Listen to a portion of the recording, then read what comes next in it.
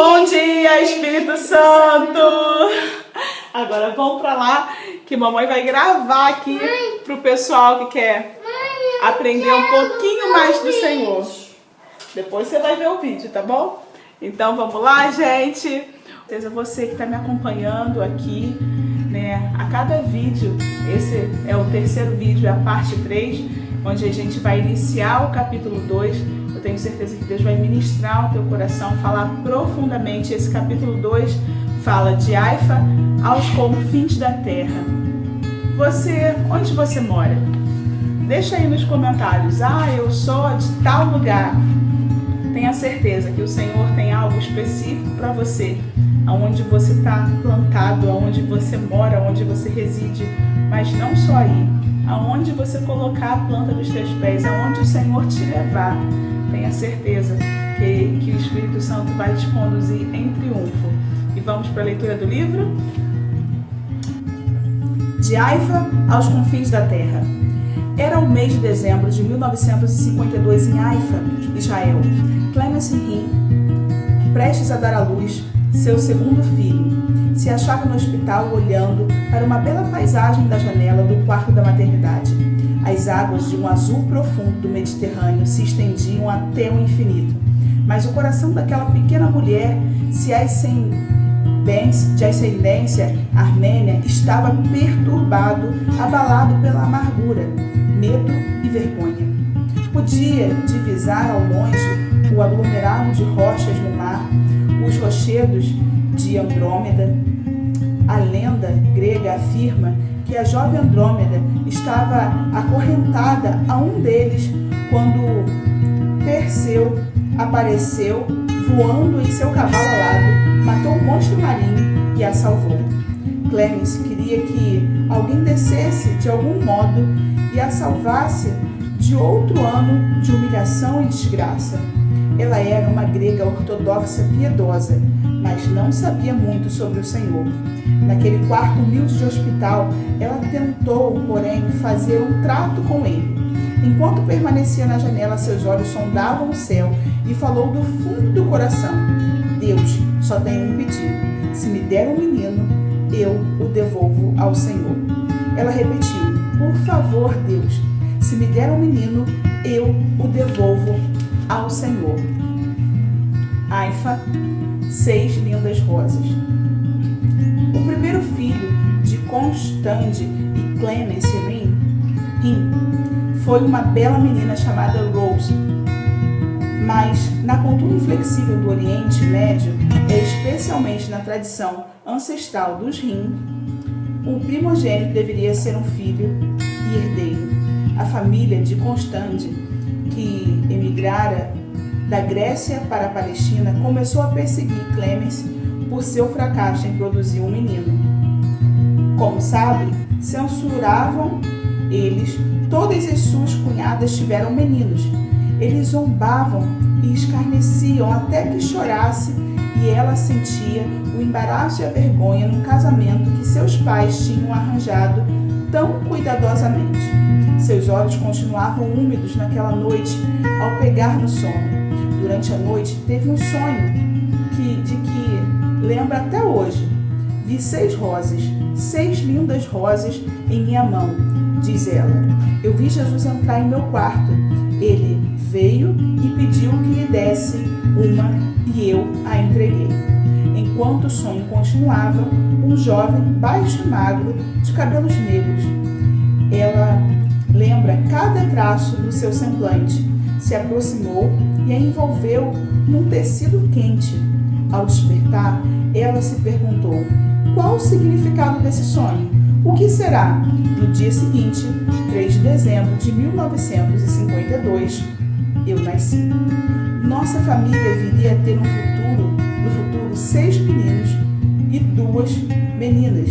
Mas minha mãe jamais se esqueceu do seu trato com Deus. Ela contou-me mais tarde o seu sonho e disse que eu era a rosa que entregou a Jesus. Fui batizado na igreja ortodoxa grega pelo patriarca de Jerusalém, Benedictus. De fato, durante a cerimônia, ele me deu o seu nome. Nascer na Terra Santa significa ter vindo ao mundo numa atmosfera onde a religião lança uma grande sombra inevitável. Aos 2 anos, fui matriculado numa pré-escola católica e ensinado formalmente por freiras e mais tarde por monges durante 14 anos. Haifa era para mim uma linda cidade. A palavra quer dizer exatamente isso, linda. Haifa em árabe, Jope em grego antigo ou Haifo em hebraico.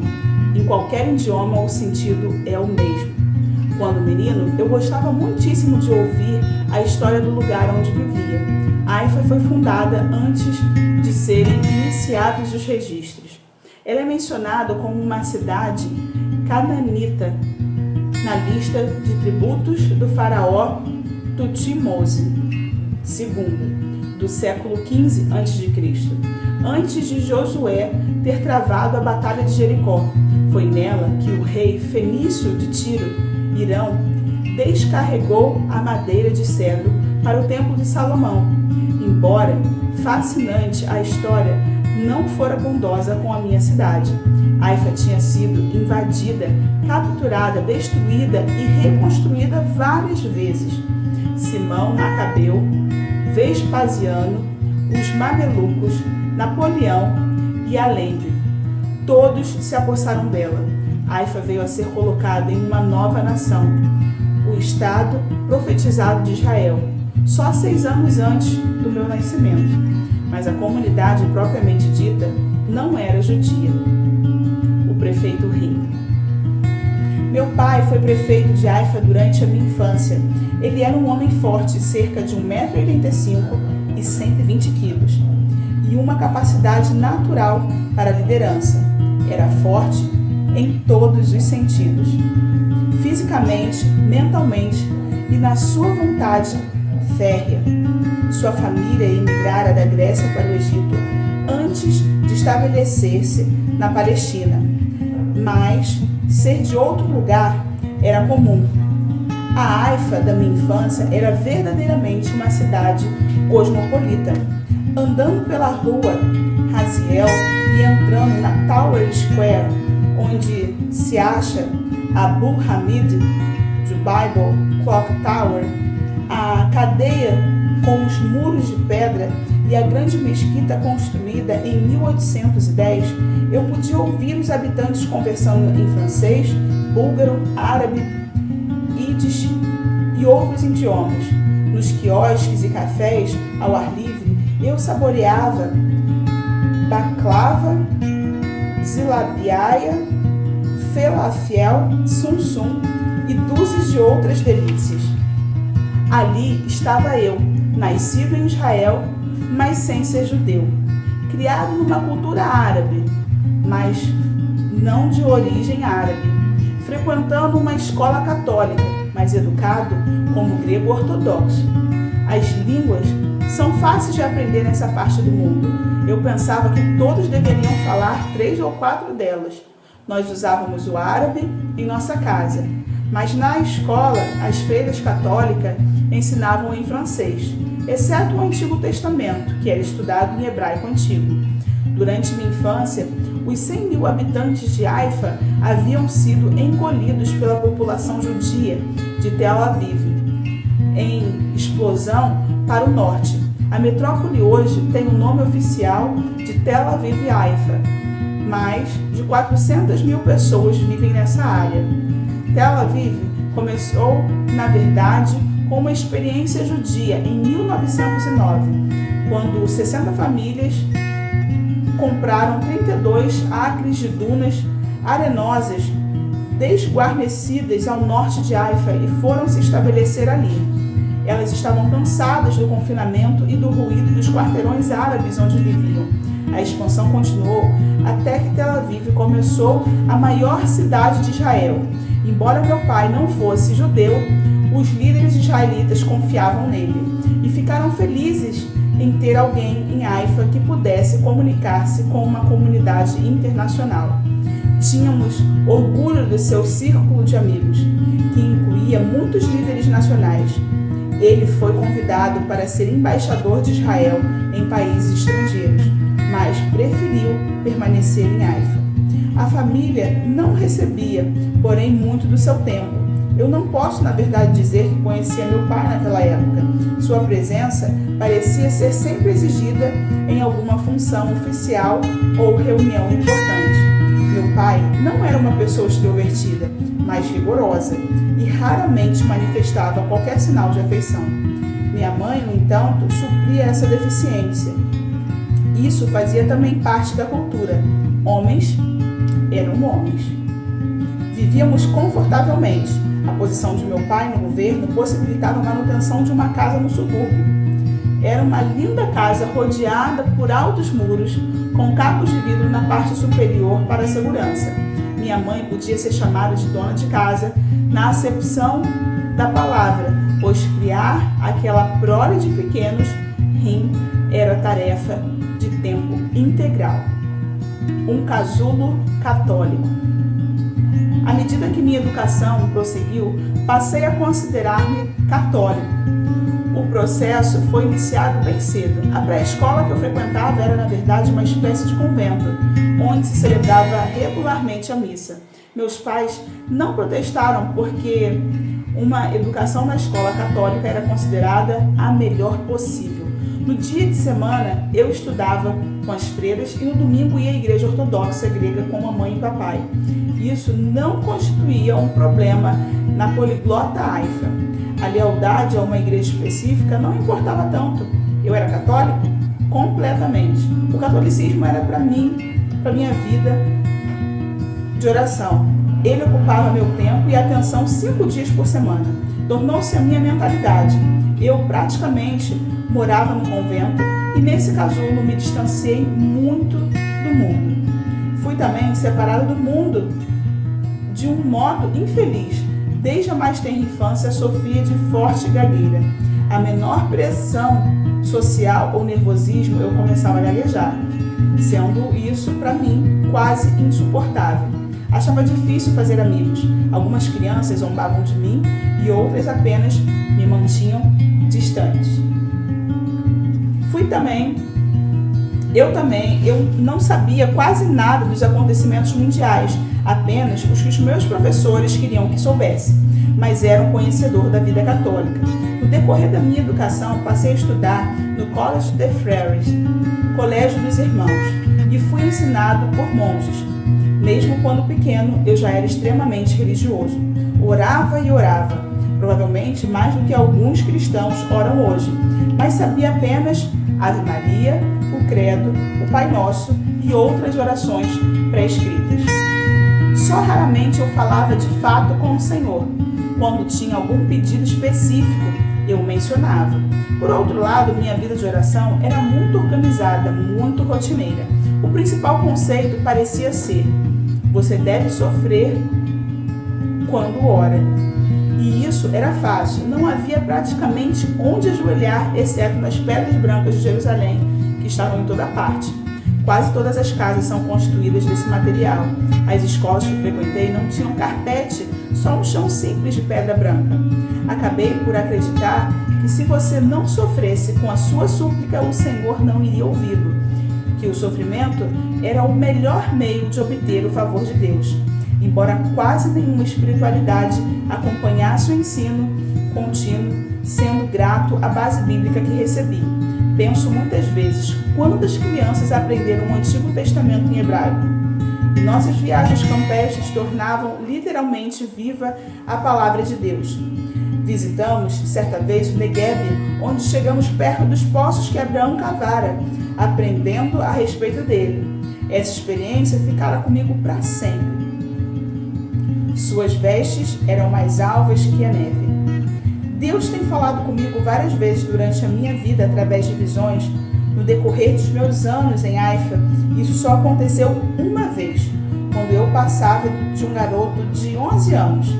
Creio que foi nessa ocasião que Deus começou a mover-se em minha vida. Posso lembrar da visão como se tivesse sido ontem. Eu vi Jesus entrar em meu quarto. Ele usava um traje mais alvo que a neve e um manto vermelho escuro drapejado sobre a veste. Vi seu cabelo, olhei seus olhos, vi os sinais dos cravos em suas mãos, vi tudo. É preciso que compreenda que eu não conhecia Jesus. Eu não pedi a Cristo que entrasse em meu coração, mas no momento em que o vi, o reconheci, sabia que era o Senhor. Quando isso aconteceu, eu estava dormindo, mas de repente uma sensação incrível, que só pode ser descrita como elétrica, tomou conta do meu pequeno corpo. Era como se alguém tivesse ligado uma tomada. Senti um formigamento como de agulhas, milhares delas percorrendo meu organismo. O Senhor ficou então diante de mim enquanto eu dormia profundamente. Ele olhou diretamente para mim com os olhos mais belos que já contemplara. Ele sorriu e seus braços estavam bem abertos. Eu podia sentir a sua presença. Foi maravilhoso e jamais me esquecerei. O Senhor não disse palavra. Ele apenas olhou para mim e depois desapareceu. Acordei imediatamente. Ele apenas olhou para mim. Eu acordei imediatamente. Eu mal conseguia entender o que acontecera, mas não fora um sonho. Esses tipos de sensações não acontecem nos sonhos. Deus permitiu que eu tivesse uma visão que causasse uma impressão indelével em minha jovem vida. Quando acordei, a sensação extraordinária ainda perdurava. Abri os olhos e olhei ao redor, mas o sentimento intenso e poderoso continuava em meu íntimo. Sentia-me totalmente paralisado, não podia mover um músculo, nem uma pestana. Achava-me completamente congelado aqui. Todavia, mantinha o controle. Esse sentimento invulgar me envolveu, mas não me dominou. Eu estava certo de que se dissesse, não quero isso, a experiência teria sumido.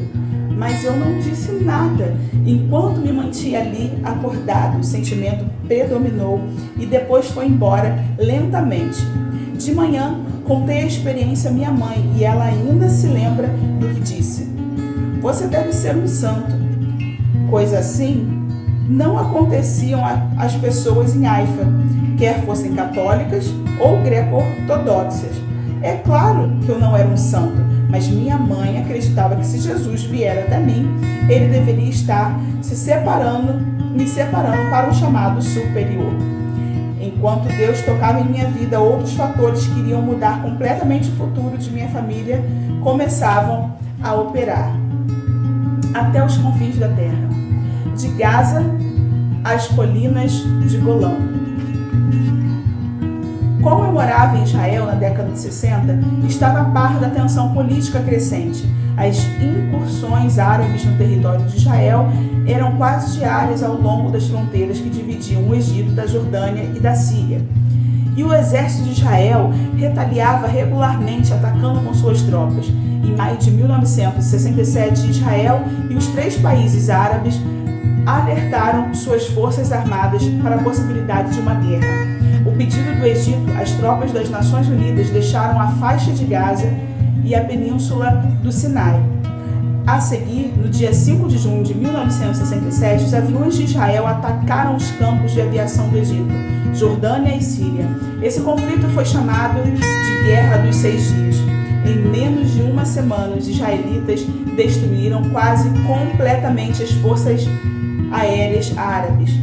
As tropas israelitas ocuparam a faixa de Gaza, a península do Sinai, a margem ocidental e as colinas sírias de Golã.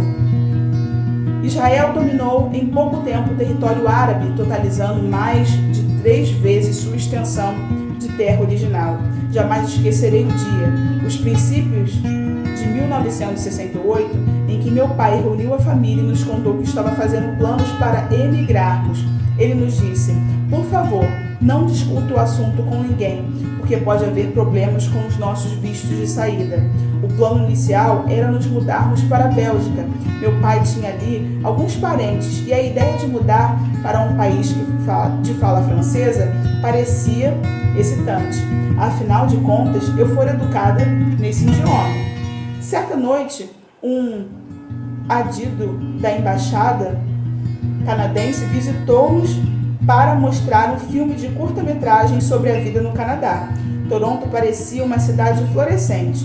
2 irmãos de meu pai viviam ali, mas nós duvidávamos que estivessem financeiramente qualificados para serem nossos patrocinadores oficiais. Os problemas ligados à nossa partida pareciam crescer a cada dia. Houve uma ocasião em que meu pai informou que talvez não pudéssemos deixar o país antes de 5 anos. Eu fiz um trato com Deus. A essa altura, estávamos tão ansiosos para partir que me ajoelhei naquelas pedras de Jerusalém e fiz um voto a Deus. Senhor, orei, se o Senhor nos tirar daqui, eu lhe oferecerei o meu maior frasco de óleo de oliva que puder encontrar. Acrescentei, quando chegarmos a Toronto, eu o levarei à igreja e o oferecerei ao Senhor em ação de graças. No ambiente em que eu crescera, fazer tratos com Deus não era coisa incomum, e o óleo de oliva era um artigo de alto preço. Fiz então o voto. Dentro de poucas semanas, um jovem da embaixada canadense telefonou a meu pai para dizer: Senhor Rim, arranjamos tudo. Não me pergunte como. Todos os seus papéis estão em ordem e o Senhor pode partir quando quiser. Não demorou muito. Vendemos quase todos os nossos bens e nos preparamos para uma nova vida na América do Norte. Naqueles últimos dias, na Terra Santa, eu tive uma sensação intensa de que alguma coisa grandiosa estava para acontecer. Eu sabia que ia deixar uma cidade especial, mas sentia que o melhor estava ainda para vir. Jonas embarcou no porto da antiga cidade de Jope, a minha Haifa, e o resultado foi a salvação de Nínive. Quantas vezes eu subira a cidadela, o alto monte que ficava o cavaleiro do porto. Junto ao farol havia uma igreja franciscana, construída em 1654, e perto dela se achava o lugar da casa de Simão, o curtidor, onde o apóstolo Pedro morou por algum tempo e teve uma visão que mudou o mundo. Ao ouvir a voz de Deus dizendo que deveria aceitar tanto os gentios como os judeus da igreja, Pedro respondeu: reconheço por verdade que Deus não faz acepção de pessoas. Pelo contrário, em qualquer nação, aquele que o teme e faz o que é justo lhe é aceitável. Atos 10, versículos 34 e 35. A partir desse momento, a mensagem de Cristo espalhou-se de Jope para Cesareia e até os confins da terra, tocando toda a humanidade. Enquanto seguíamos de carro pela estrada Haganá até o aeroporto de Lourdes, eu fiquei imaginando: será que vou ver de novo este lugar? Pensei nas freiras católicas que haviam ensinado com tanto amor. Teria visto o rosto delas pela última vez? Ao atravessarmos as águas do Mediterrâneo, olhei ao longe e disse meu derradeiro adeus a Haifa. Tinha um nó na garganta. A cidade fora um lar para mim em meus 14 anos de vida. Sorvete no quiosque. A família Rim chegou a Toronto em julho de 1968, sem qualquer propaganda. Era assim que meu pai queria. Não tivemos um comitê de recepção e não havia um emprego à vista para ele. Chegamos com a roupa do corpo, alguns bens na mala e um pouco de dinheiro das vendas de nossas coisas em Haifa. Era o suficiente para vivermos por um breve espaço de tempo. Nossa vida começou num apartamento alugado. Que choque aterrissar de repente numa cultura estrangeira. Eu conseguia gaguejar em várias línguas, mas o inglês não era uma delas. 1, 2, 3 era o máximo que sabia. Meu pai, no entanto, havia estudado inglês suficientemente bem para preencher um pedido de emprego e teve êxito. Ele aceitou o desafio de tornar-se, dentre todas as coisas, um vendedor. Não sei se foi o peso de ter que sustentar uma grande família ou a sua confiança natural em tratar com as pessoas, mas o fato é que meu pai se tornou um sucesso imediato em sua recém-descoberta profissão. Antes que se passassem muitos meses, nos mudamos para a nova casa. Estávamos todos orgulhosos dela. A vida mudou rapidamente para mim. Em vez de frequentar uma escola católica particular, fui para uma escola pública. A escola secundária George Vanier. Como a maioria dos garotos da escola trabalhavam meio período, eu também quis fazer o mesmo. Vivíamos no distrito de North York, de Toronto, e não muito distante de nós fora aberta a nova Alameda Fairview.